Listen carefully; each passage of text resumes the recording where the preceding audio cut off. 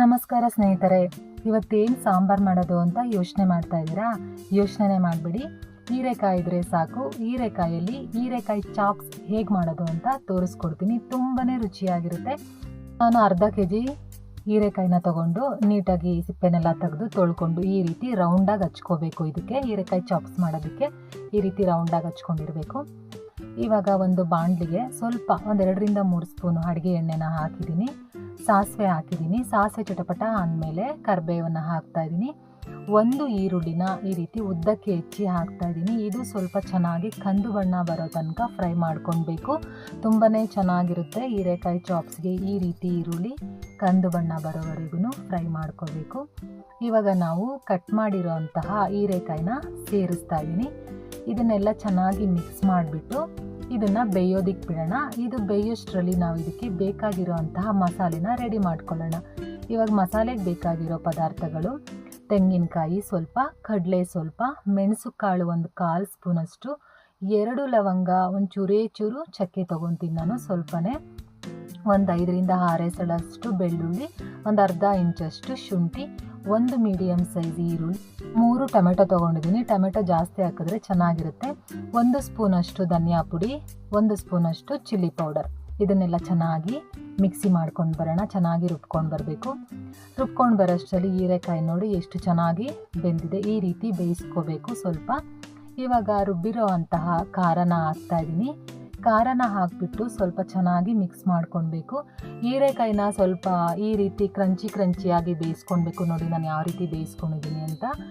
ತುಂಬಾ ಸಾಫ್ಟಾಗೂ ಬೇಯಿಸ್ಬಾರ್ದು. ಈ ಚಾಪ್ಸ್ಗೆ ನಾವು ತಿನ್ನಬೇಕಾದ್ರೆ ಕುರುಮ್ ಅಂತ ಅನ್ನಬೇಕು. ಆ ರೀತಿ ಸ್ವಲ್ಪ ಬೇಯಿಸ್ಕೊಳ್ಬೇಕು. ಅಂದರೆ 3/4 ಭಾಗನಾದರೂ ಬೇಯಿಸ್ಕೋಬೇಕು ನಾವು.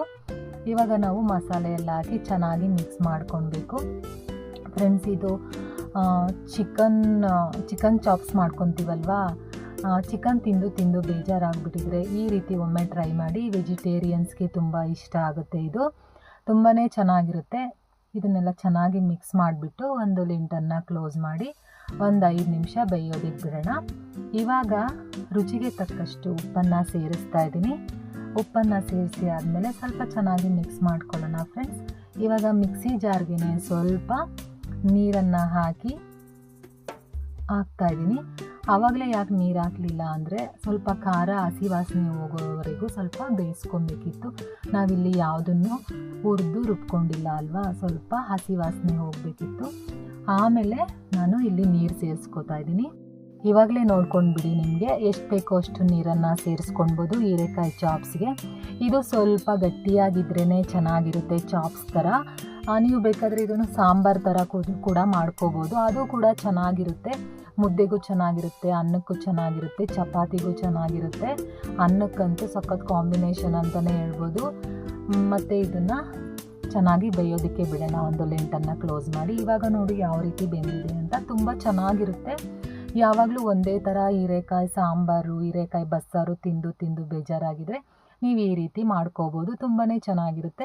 ಇದನ್ನೊಂದು 2-3 ಸಲ ಚೆನ್ನಾಗಿ ಮಿಕ್ಸ್ ಮಾಡಿ ಚೆನ್ನಾಗಿ 8ರಿಂದ 10 ನಿಮಿಷನಾದರೂ ಕುಕ್ ಮಾಡ್ಕೊಳ್ಬೇಕು.